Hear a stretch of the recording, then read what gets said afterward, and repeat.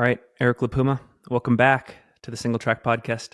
Thank you, Finn. A lot to discuss. Maybe the first thing is you quit your job recently and you are focused on running. And I have a lot of questions off this, but I guess the first one is, does it feel right? Do you feel like you have the feng shui? You're feeling good about it? It feels right from the feeling good about it standpoint. Where it feels wrong is that I'm not like somebody who can just not have a job, like just for financial reasons. So I'm not in a situation where I'm going to be like homeless or anything, but it's nice to have a job for financial security. So, I'm going to have to get one within the next month or two, probably. I am actively applying for jobs. So that's where it feels wrong, and that like I kind of just need to have one. But it's been great to kind of just take a break for a little bit and just focus on the things that I actually enjoy doing. Do you feel, and this is sort of an age-old debate, and it seems unique to our sport, but in a perfect world where finances weren't an issue, do you feel like you would benefit from the focus of a totally runner's lifestyle? Yeah, I do. I feel like everybody answers this question and says that they like working, but I love being able to just run, and I'm somebody who instead of working could like adopt some hobby like playing like magic cards or like Warhammer 40K or something, like some kind of like super nerdy hobby, and could just put all of my energy into that and running. It would be completely satisfied. I agree. Yeah, I feel like I fall in the same camp. And it's funny that it's unique to running. So I feel like if you look at any other sport, they would tell you there's not enough time in the day to Right. recover and do everything else to be in top shape. But that's cool. I love the reference to magic cards too. I would probably be invested in World of Warcraft. I could do that too. Or RuneScape, World of Warcraft, all those games. Love it. Well, because you have this design background, that was your previous job, and also because I think, yeah, I'm a big believer in, I'll call it the presentation of our sport. I'm curious if you have any thoughts on the way we go about branding trail running, and that means everything from like the events we put on to the gear to the athletes to social media. Is there anything in your experience, given your expertise, that comes to mind with how we could be presenting our sport better? Yeah, I've been a graphic designer for close to 10 years now. I think this is a great question. It's really interesting. I think from like a gear and branding standpoint, everything is kind of boring, and it's all sort of the same, like stereotypical outdoorsy person type gear, except for the stuff that Solomon specifically has been doing lately. And I think a lot of that is driven by like this Gorp core trend, which is, if people don't know, it's kind of like the just like a fashion trend of wearing like Arc'teryx gear or Solomon gear, like in the city, and like making that. It's kind of like high fashion at this point. So I think that's driving a lot of the like Solomon's push with all these like new colors and everything. Yeah, all the stuff looks fantastic, and I think Nike Trail recently has been coming out with some really good looking gear. I think Matt Daniels posted today on his Instagram the new racing kit for Nike Yes, Trail. It looks yes. so good. And I was just at the Boston Marathon watching and seeing even their road running singlet now is so cool looking. And all their shoes, like all the colorways, all the prototype colorways for like the Vaporfly 3, for the Ultrafly, everything looks really nice. But I think in general, everything is, to me, is kind of boring, from like the more traditional brands. I think events have come a long way. Like things like Broken Arrow, like really just has really solid branding. Things like UTMB, of course, does too. The World Championships in Austria seems like it does too. They have kind of a cool logo. A lot of stuff to go off there. I don't know if you can see it in the background, but Ultra made this poster for the Wasatch 100 2 years ago. Like it's Yeah. sort of like a cartoon-esque graphic of the point to point of the race. And I've always wanted to see more races invest in event posters in the same way that like when you go to a concert, like I'm a big Dave Matthews Band fan, they always have like a unique poster for each night of their show on tour. I would love to see these events put out something to commemorate like a particular year of Western States or Broken Arrow, or you've got Worlds coming up, so like the World Championships. I don't know if you have any thoughts there, but like that's one thing, as not a design person, but just an appreciator of presentation, that I would love to see. Yeah, and that poster behind you looks pretty sweet. And I think that's a great idea. I'm a big Grateful Dead fan, and Me too. they also have just timeless, iconic branding. Basically, everything they did was fantastic. But yeah, I mean, that would be super cool. Like, or Western States having like a every year as a new poster or Broken Arrow. That would be awesome. Are there any like, for me, when I think of eras of sports jerseys that I get super inspired by, I always look to the 70s National Basketball Association, like that famous Denver Nuggets uniform where the Denver skyline is like the Technicolor red, Yep. yellow, blue against the white. Do you feel like where do you get inspiration when it comes to like jerseys and stuff? Like, because you had mentioned like Matt Daniels' kit and what Solomon is doing. I mean, I would say the same thing that you just did. I'm designing a logo now, or basically just all my designs right now that I'm kind of just doing for fun. I've been looking at a lot of vintage Olympic Games stuff. So like either the iconography for that or the posters, all that stuff is really cool. So yeah, vintage Olympic stuff, any vintage basketball is really cool. Like vintage Chicago Bulls stuff is awesome. Yeah, I mean, anything from the 70s and 80s is always going to be good design wise. You said earlier that a lot of the stuff in our sport from a design standpoint is quote unquote boring, and it makes me wonder, do you think as a design person, is it boring because it's hard to appreciate our particular era without context, and that it's much easier to like look back 10, 20 years and say, actually, you know what, that was cool? Or is there something going on in the way we approach design right now where we're just not necessarily doing our job in unleashing creative forces? I think, yeah, I think there's just not enough ability to be creative sometimes with certain companies. Like it just goes against their branding, or like I don't know. It even seems to still be happening. Like forever, Nike was just putting out that Volt color product, which was just so ugly, and now it seems like other companies are still doing that. Like North Face just came out with what's their new super shoe, like the Vective Summit Pro, Right, right. and the prototype, the white one, is fantastic. It's beautiful looking. But then the production model is like Volt color, and like I mean, I was gonna order them, but then I didn't because they're so ugly. And I don't want to say stuff like that because somebody picked that color, and if they listen to this, they might feel bad. But I don't know, like get away from like the ugly highlighter color stuff. Right on. Well, another thing I wanted to talk about, you have been based in Vermont now. We actually had a chance to go on a run last summer in the Waterbury area, and I was just blown away by the gravel roads, the vistas, looking out to Mount Mansfield, just how cool that area is.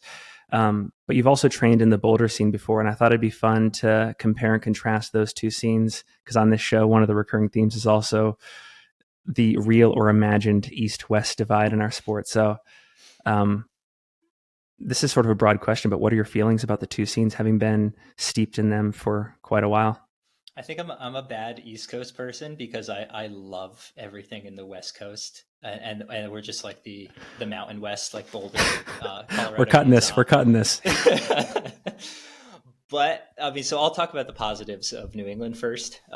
I do think that we have the best dirt roads in the country. Like I can run from my house and have like an unlimited amount of runs that are as good or better than running on Magnolia Road in Boulder. Hmm. They're not at altitude, but they have the same elevation gain, and they're all dirt, but there are zero cars. Um, and they're equally as beautiful. The views are not as vast as they would be on Magnolia Road or somewhere in Boulder, but they're special in their own right. And in the fall and the spring, like right now, they're fantastic. I think what New England lacks the most is competitive ultra events. So we have events like Breakneck Point, fantastic. Yep. Ragged 50K is also fantastic. And those generally do draw a pretty solid elite field, especially now because one is a national championship and one is a Golden Trail race slash US selection race. So those are great, but that's kind of it. So if I want to do a competitive race, I almost always have to fly somewhere, which I like. I mean, flying for me just stresses me out so much. It almost always negatively impacts my race. So that I think is what New England doesn't have going for it. And then the other thing is just like I don't have a ton of people to train with. Um, if I want to do a road run, there's generally some marathon guys that I can get out with, but there's not a ton of people training for ultra trail. I'm seeing him later tonight. We have Dan Kurtz. He's a Yes. good friend of mine and a Friend of the pod. fantastic runner. Yeah, great guy. But he specializes now in kind of the sub ultra trail events. So there's not a ton of overlap. We do get out for runs every once in a while, but it's very rare that we'd have like a workout lineup If, together that we could do together.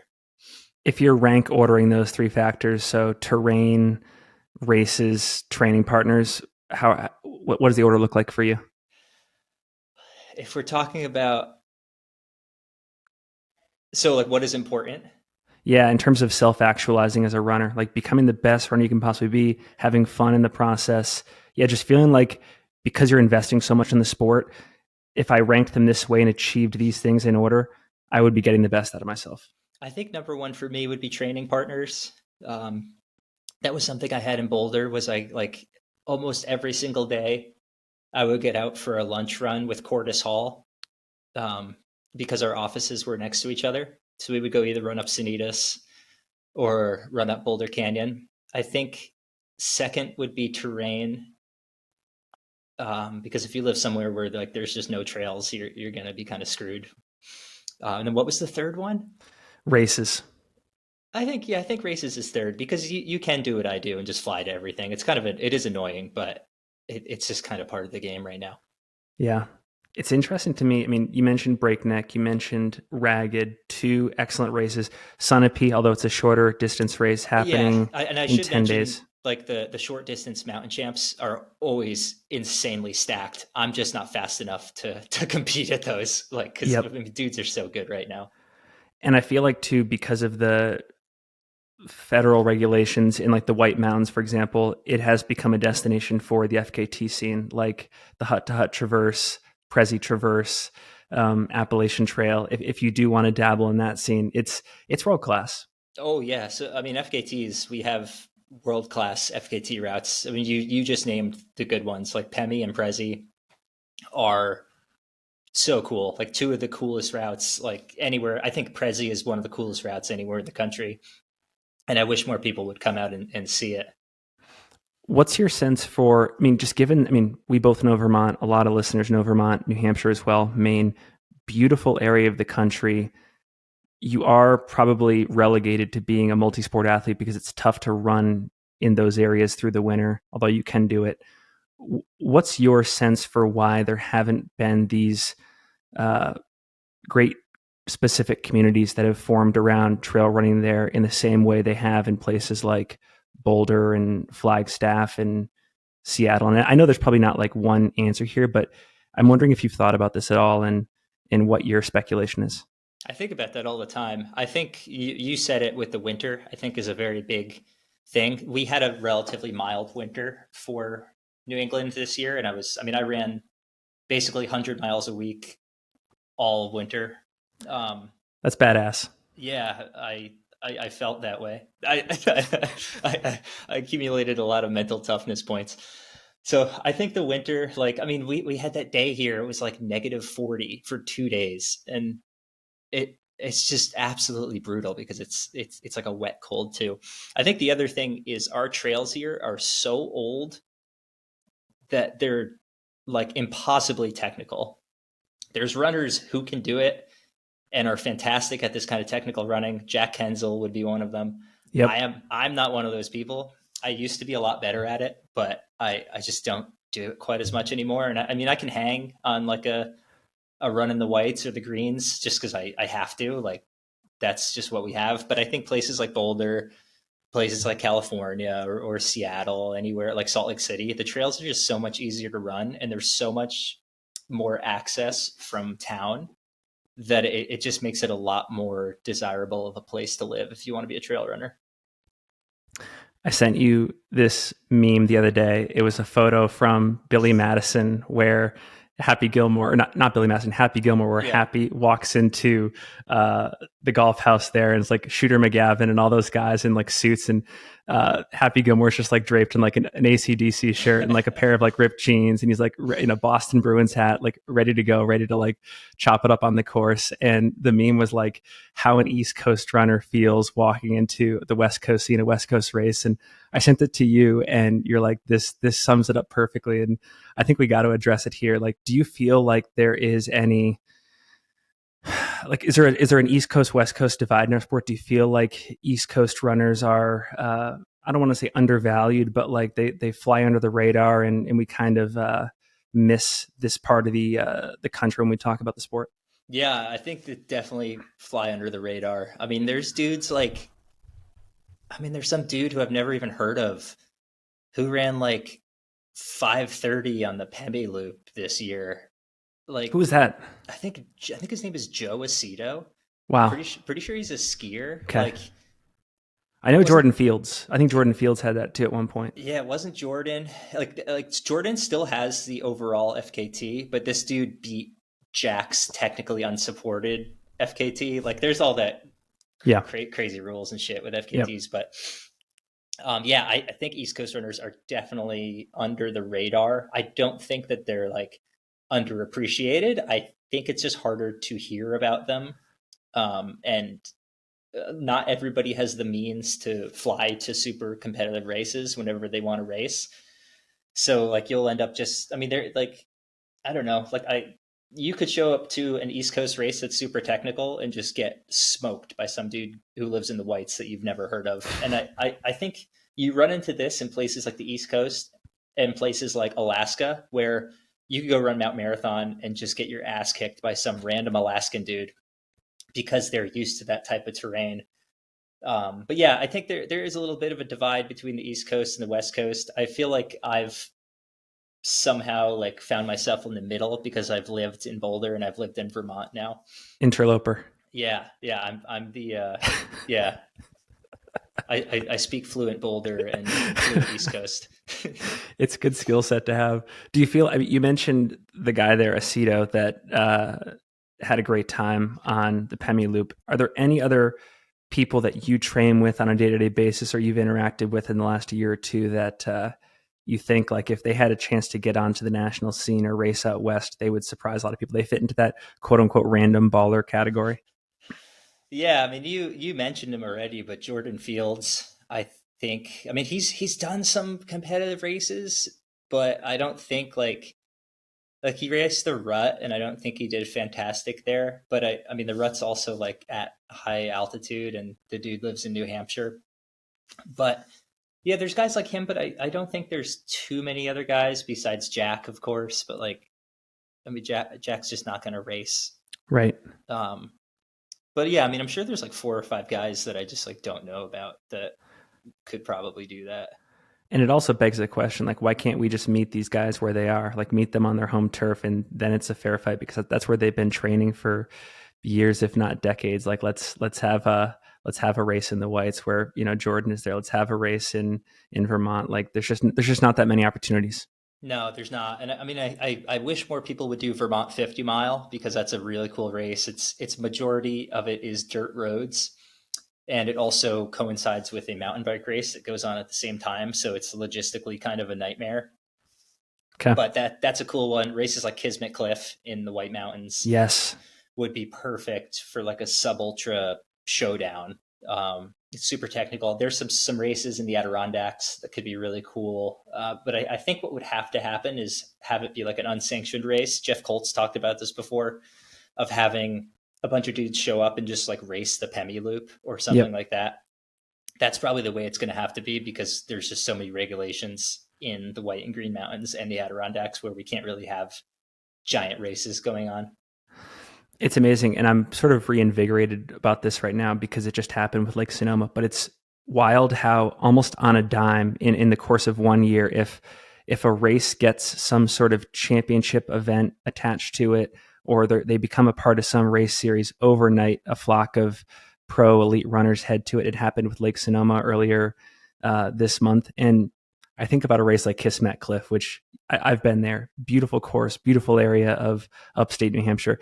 Imagine if that race, in the same way that the Mammoth Trail Fest just got added to the Golden Trail Series circuit, imagine if Tom Hooper, who is a hustler in a good way. I feel like he's a great person. He's a great ambassador for that scene. Imagine if like that guy hustles and gets Golden Trail Series designation for that kind of race. I think overnight you see amazing new levels of awareness to that scene, and people are like, wow, this is a cool area. Yeah, totally. I mean, look at what happened with Breakneck Point this year and last year. It's been a U.S. selection race, and it's insanely competitive right now. And yeah, I mean, shout out to Tom Hooper. He's one of the best dudes in the trail scene. Yep. He just does awesome stuff, and he's just a ton of fun. Yeah, I mean, if anybody can do it, it's him. Someday I hope that happens. Like, he's hosting 50K national championships at Ragged, and I hope that just becomes insanely competitive. Yep. Well, you talked earlier about just the logistical hurdles that are involved in going to certain races. You traveled across the country earlier this spring to go race Chuckanut. Had a great race there. Very competitive field. Great time. I'm curious because this has been a frustration of mine for quite a while now, where there's so many races in the sport that it's hard to get a lot of the great runners in our sport on the same start lines year after year. A lot of these races become quite diluted. We'll probably talk about canyons in a second, get some of your thoughts there. But as somebody who is I'm calling you a pro runner. You're a pro runner. You might not have all of like the sponsorship labels attached, but you're one of the best runners in our sport. How do you think about picking races and who's at the start lines of these races, competition, stuff like that? Like what goes into your calculus for building out a schedule each year? This year, it has been pretty much just competition. I want to race these really competitive races. So originally, I wasn't going to do like an early spring race like Chuckanut, but I felt like I just needed something to remind me how to race before canyons. So yeah, it's this year has been kind of about more like, what do I want to do, and like, what haven't I done already? Like last year, I feel like I accomplished a lot. So this year was mostly focused about getting into Western states, because I feel like that and UTMB are kind of like these crown jewel races that I have not done yet. So that was the reason behind canyons. I would have picked Black Canyon probably over canyons, but it's just it's too hard to train for in New England, because I mean, I only just last week was able to get on trails for the first time this year. Wow. So Black Canyon has a lot of like really tight, sharp turns, and you just are not used to that training on dirt roads all winter. So that's how I picked canyons. It's kind of perfect too, because if you get top 10, you also get to race CCC in, I guess it's either late August or early September.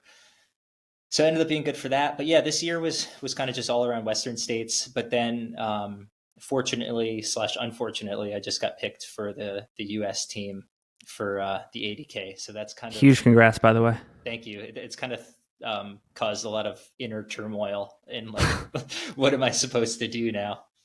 Well, that's what and I think it's a good time to talk about it. We had you on the podcast along with Adam Peterman, Adam Mary, Jeff Colt back in, I think it was October, November, recapping your gold medal at the 80K Worlds in Thailand.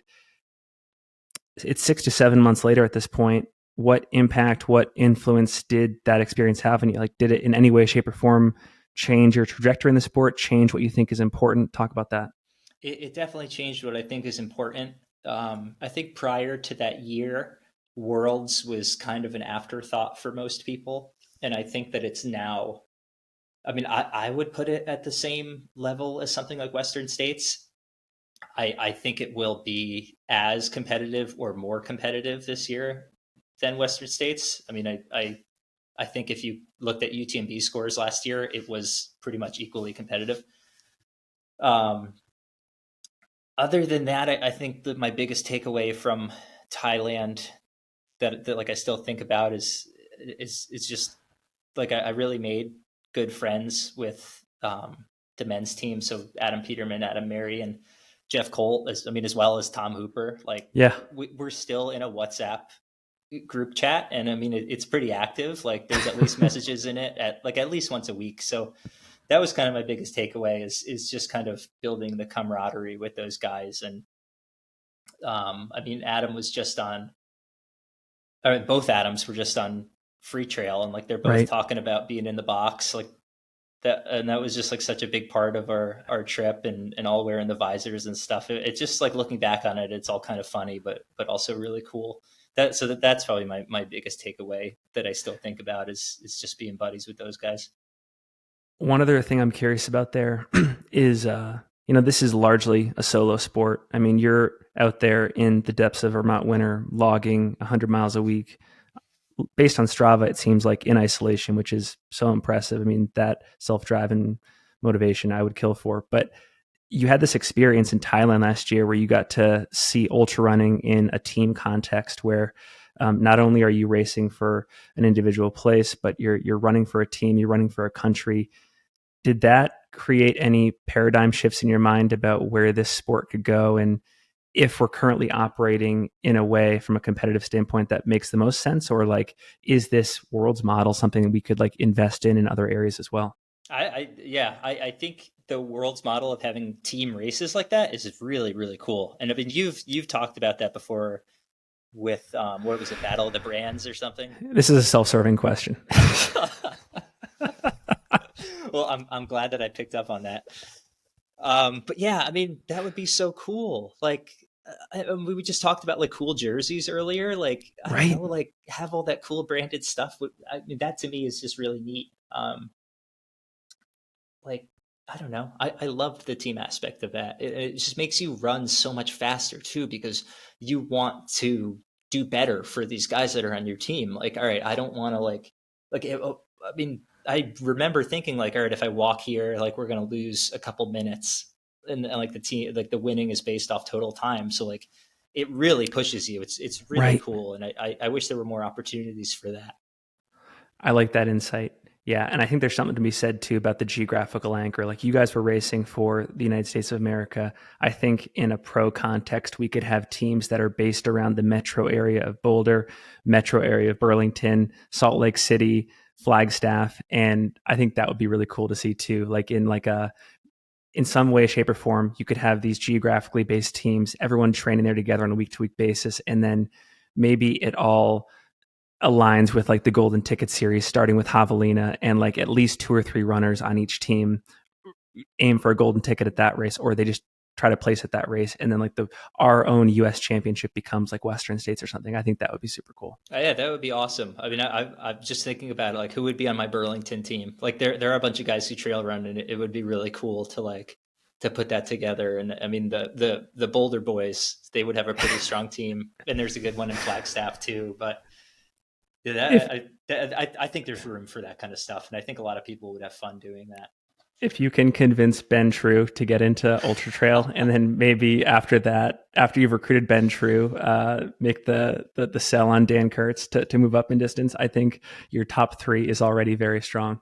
I think Dan is pretty realistic. I mean, I tell Ben about running comrades probably like every other week, and it hasn't moved the needle at all yet. So maybe if I keep trying, he'll get a little more interested.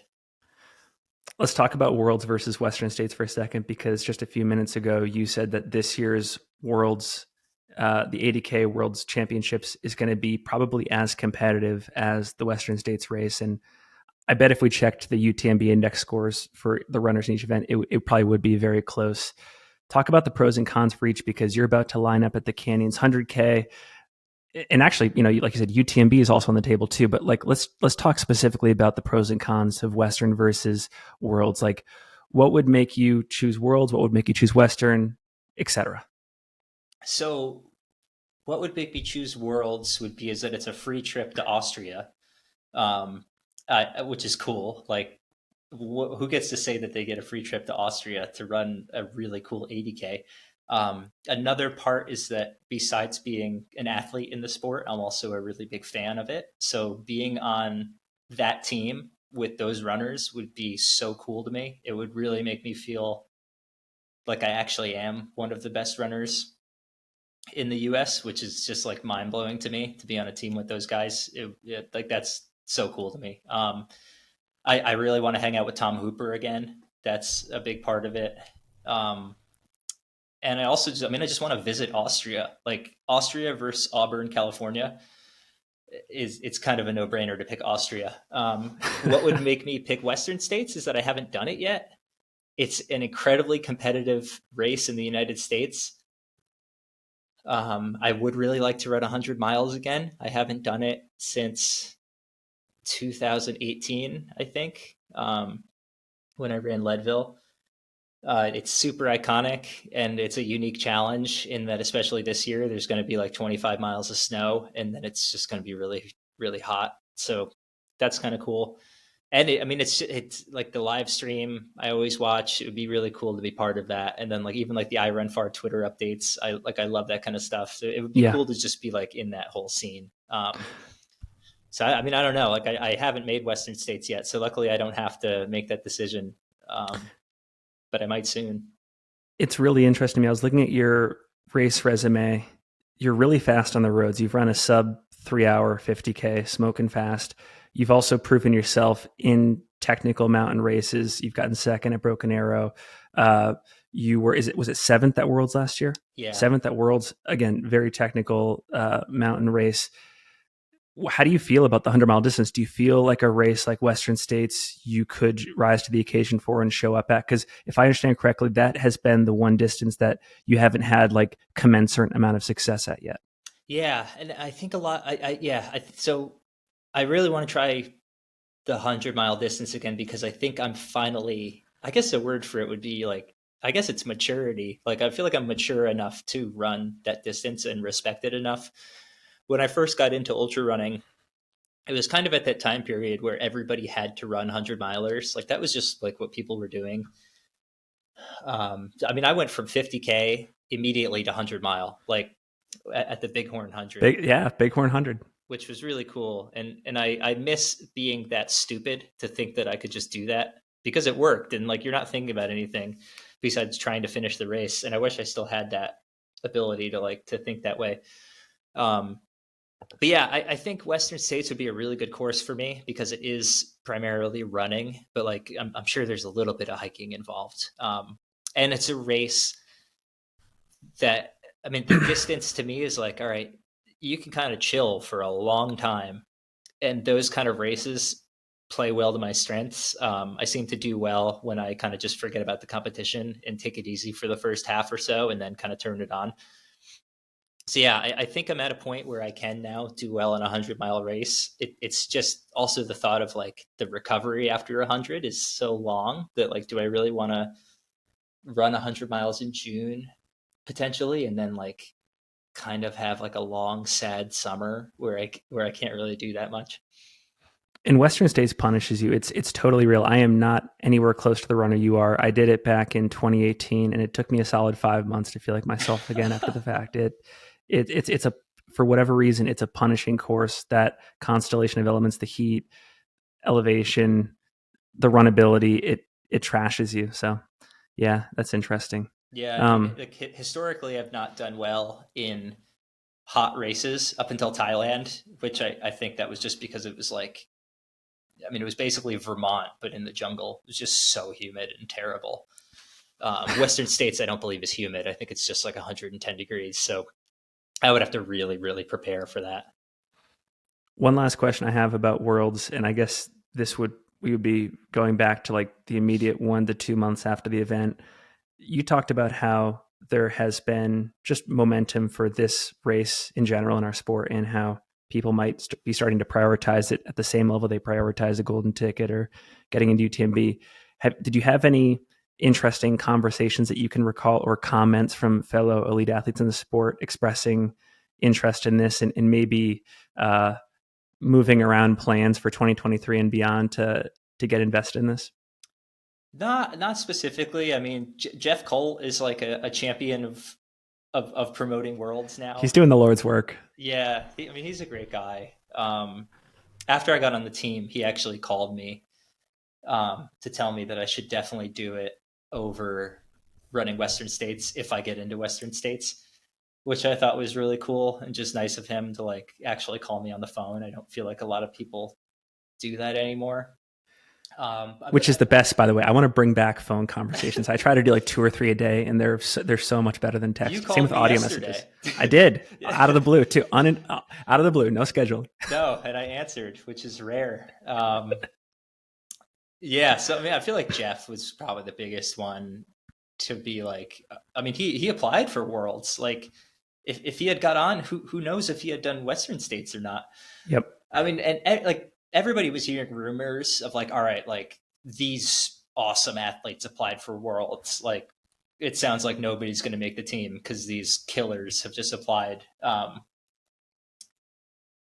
mean, it just kind of sounded like everybody who's good applied. I don't know if that's true or not, but I don't think that that's been the case in years past. I'm glad you mentioned Jeff. And I think one thing I want to say about Jeff, because I really admire this about him, you do have agency in the sport. You do have influence in the sport. You can change the course of what's perceived as important from a racing standpoint. And I think he's a great case study in getting on the offensive lobbying for Worlds and just making it cool. And it's just because, you know, a certain set of events have been important for eons doesn't mean that it can't change on a dime. And I think we owe a lot to him for setting us on this current course.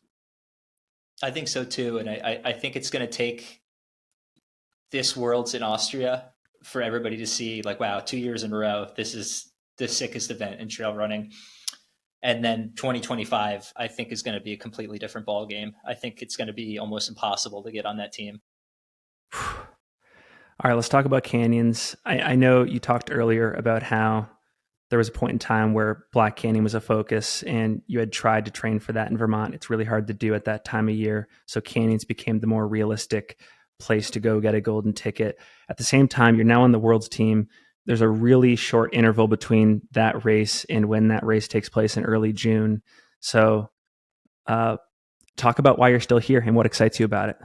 It's just the competition in a domestic race. So like, and I mean, yeah, it's just the people who are going, like Matt Daniels, Adam Mary. I think Seb Speller is going. David Roche, Brian Curl. Yep. I think what's his Grunwald. Yes, Justin Grunwald. Yeah. Justin Grunwald. Yep. He's going, and I'm sure there's like, I don't know, probably another 10 dudes who I am forgetting about who are going. So yeah, I mean, it's just being able to do 100K that is that competitive in the United States, in California, which I really like racing in California. I think it's a lot of fun. So I mean, I'm like every day I'm thinking like, should I still be doing this? Should I just skip it and just run Worlds? But then there's also the scenario of like, all right, like I could still get into CCC and then run Worlds and CCC if I get top 10 at Canyons and don't do West, like if I don't get a golden ticket, which that would be pretty sweet. Like that's an awesome summer. It's a lot of traveling, but I think there's enough time in between where I could maybe just do like a local Vermont race or like maybe ragged 50K or something, and then have that be my whole summer. And I would be pretty satisfied with that. And I actually think that the Northeast, Vermont, especially New Hampshire, in July and August is a perfect training ground for CCC. I think it's an underrated, great training ground. A lot of the demands of that CCC course, those 3 absolutely heinous climbs in the back half of the race before you drop back down into Chamonix, are like, you could recreate that perfectly on Mount Moosilauke. You could recreate it perfectly on Mount Washington. Yeah, it's a great training ground. I agree. And I should have mentioned that when we were talking about the benefits of the East Coast. I think it's the perfect place to train for European races. And yes. Nobody has realized that yet. It's so hard to run here. Everything is so steep. There are no switchbacks. There's giant rocks. Everything's covered in slime. Like it's just impossible to run here, but it makes you so good. Like training on Mount Mansfield for CCC would make CCC seem somewhat easy. Like, I mean, child's play. Yeah. Like I have this route that I do on Mount Mansfield. It's just up the gondola trail, and it's 2 miles, gains exactly 2,000 feet. and then you run back down. You can just do repeats on that, and it's like a very European style trail, and it's awesome. It'd be perfect. I would really look forward to using that for training for Worlds and then training for CCC. Yeah, I love that summer lineup of Worlds and CCC. That would be my vote as a fan of yours. Is there anything that could possibly happen at Canyons just based on that experience that would make you reevaluate and reconsider a golden ticket? Or do you feel like going into this, you are firmly set on this World's path? Oh, I could totally take the golden ticket. I have great turmoil in my brain. I don't know what I would do because I mean, there's always the thought in your head of like, what if this is it? What if I suck next year and like I don't have these opportunities anymore? Like this is like the ultimate first world problem to potentially have. It's like, oh, do I run Western States or World Championships? But I mean, there's so much that could make me run Western States. Like if Adam Mary and I both get tickets and the entirety of Team Visor is at Western States, that would be so sick. Yes. Like that, I did not consider that. That could very well be the case. Yeah, I mean, like National Geographic would show up to make a movie about that. That would be amazing. That in my head, like I love Matt Daniels. He's a great guy, and Brian Curl, both friends of mine, and I hope that they do fantastic at Canyons. But it would be so cool if Adam, Mary, and I both got tickets. So like working name for the documentary, Unboxing of the Visors. It would be perfect, dude. I mean, it would really be a hard decision. I honestly, if that situation comes, I really don't know what I would pick, but World Championships does sound pretty cool. One thing you just said there, which I picked up on, I think it's interesting because I think that this is something a lot of elite athletes think about, and it's a major factor in how they plan their schedules each year, is just the fact that this could all go away in any instant. And even though there may have been a lot of momentum in the last couple months or years leading up to, like, we're recording in April 2023, I may not be the same athlete that I am for whatever reason in 2024. So I guess what I'm wondering is, like, how do you handle that? Like, are you suggesting that, like, you don't trust that there's going to be, like, are you living in the moment, or are you not trusting that there's going to be like some semblance of yourself next year to do all this over again? I think you just never know what's going to happen. Like, I mean, I think I maybe have a unique perspective on it because I was always really, really bad at sports, running included, growing up. Like, I played everything. Like, my parents made me do baseball, basketball, soccer. Never scored a goal in soccer. Never hit the ball in baseball. Never scored a basket in basketball. I started running. I was horrible. I ran 27-minute 5K when I joined cross country. I didn't even do track. I played golf.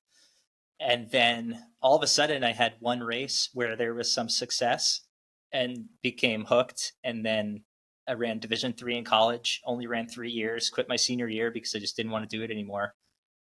So like I've not always been very good. And now all of a sudden I'm having some success in sport, but it's not always been that way. So I guess I can see it, like, that there is another side of this where, like, next year, maybe I'm just not good anymore.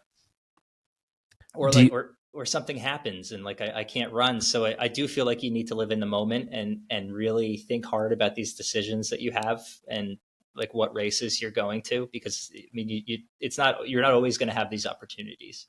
Do you draw confidence from hard work? Yes, absolutely. And I think I draw a lot of confidence from the runs I do in the winter here in Vermont. Every single run I go on in the winter when it's negative 20 degrees, negative 10 degrees, and I'm doing a threshold workout and everything's covered in ice, I'm thinking the entirety of that run, like, there's going to be a point where, like, what if it's Canyons or Worlds and there's 5 miles to go and I'm in the opportunity to get a golden ticket or something? Like, I know that I have that tough experience of training here in the winter, and like that stuff gives me an edge for sure. Last couple questions I want to ask you before we close up, and I really appreciate this. By the way, it's been an excellent conversation. Just thinking about, like, the future, which is funny because we were just talking about the nature of uncertainty and how you have to live in the moment. But thinking about the future for a second, it could be the case that you've already reached a point where you're at this supreme level of satisfaction, but what is making it, quote unquote, look like to you in this sport? So that's a good question. I think for me, like, I mean, there's the obvious things that are like, I mean, it would be cool to have like some kind of financial stability from running. That's awesome. I also think to me, making it is when you are completely satisfied with what you've done. And I mean, I think about this a lot on runs too. It's like there's going to be a day where I no longer feel like I need to go to competitive races and I can kind of just do whatever I want. Like I can just go run like Catamount 50K or Mooselamoo 50K in Vermont just for fun. And like I don't need to go do this stuff and that I can just be completely satisfied from that. And I almost look forward to those days where like where I'm just kind of happy doing whatever I want. And I think that is to me is making it. Eric, it's been such a pleasure to have you on the show. Looking forward to the race at Canyons. Before we started this conversation, I was going to encourage you strongly to do the World CCC combo, but you mentioned some of the implications for a reunion of last year's 80K team at Western, and now that is totally in shambles, and I'm not sure exactly what I think. But anyways, I wish you the best at Canyons. Thanks for being a part of it, making an exciting race. I think we covered a lot of good ground here. Is there any calls to action that you have for the listeners, or any final thoughts you want to share before we go? Yeah, I think this might be random, but I wrote it down in my notes, so I feel like I should talk about it. Please. Oh, please. Going back to the design of like trail racing, athletes, like all brands, all that kind of stuff. I feel like it's kind of trendy to say that we need to be looking at action sports right now to draw inspiration. I'm actually somebody who can do a kickflip and can skateboard, so I feel like I have a unique perspective here. A lot of people who say these kind of things, they probably can't even ollie, so they're just posers. There's a lot of skateboarding media that isn't about like actually skateboarding, and it's just about the lives of like skateboarders and things, about their hobbies outside of the sport, like what their lives are actually like.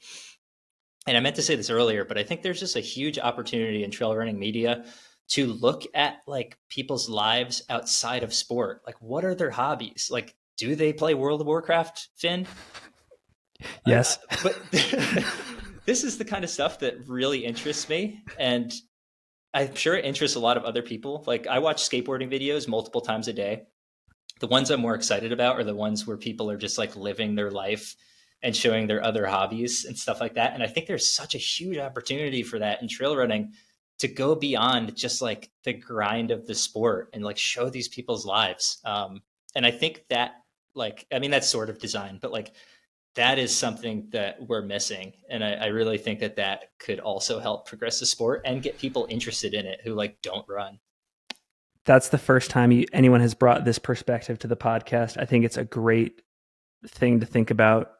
I had not thought of skateboarding before. I had what's the movie? I'm blanking on the name of it, but are there any particular YouTube channels or athletes or books or any pieces of content that you've consumed in the past or you consume regularly that you think would be good for the audience to get a better reference on all this? Totally. There's a series, I believe Vice used to make it. It's called Epically Latered. Epically Latered. Okay. And the host, his name is Patrick O'Dell. That to me is like the epitome of YouTube videos. I could watch those nonstop all day, but there's tons of them. And I mean, there must be 50 at this point, just like with professional skateboarders. I'll send you some later, but that to me is like the epitome of sports media. It's fantastic. And what did like some of the episodes look like? Like you mentioned just getting into like their personal lives, but yeah, just go more into detail there. I mean, so my favorite one is there's a skateboarder, Antoine Dixon, who's like, he grew up, he had like came from like a troubled home, like was addicted to drugs, like was involved in like in gang violence and things, but was just this phenomenal skateboarder, like beautiful style, like could do tricks that not a lot of people could do, was given endless opportunities from skateboard companies to like, to turn his life around, and it just didn't work out. And I mean, there's this like 3-part documentary basically about this guy's life. It's just so interesting to me to watch this kind of stuff. And then like I mean, he's recently sober, like he's skateboarding again now, and to see that Okay. and then to compare it to this documentary series that they made about him is just so interesting. Like that's the best episode. And I don't know that stuff like that really exists in trail running. It might, and we just don't know. But like, oh my god, dude, it's so good. And I mean, there's episodes like with Andrew Reynolds. He started Baker Skateboards. Like, Yep. it's so good. Have you seen Lords of Dogtown? I think it came out like 20 years ago. Oh yeah, yeah, it's a long time ago. That was the one that came to mind for me. But I That's a really will, cool movie. yeah. Well, we'll link to all this in the show notes. This is a great perspective. Yeah, Eric, always a pleasure. Looking forward to following your Canyons race. Looking forward to following whatever you choose next. And at the very least, I will be doing my annual camping trip outside of Little River State Park in Waterbury, and can't wait to share a couple runs together. Awesome. I'm looking forward to it. And thanks for having me on.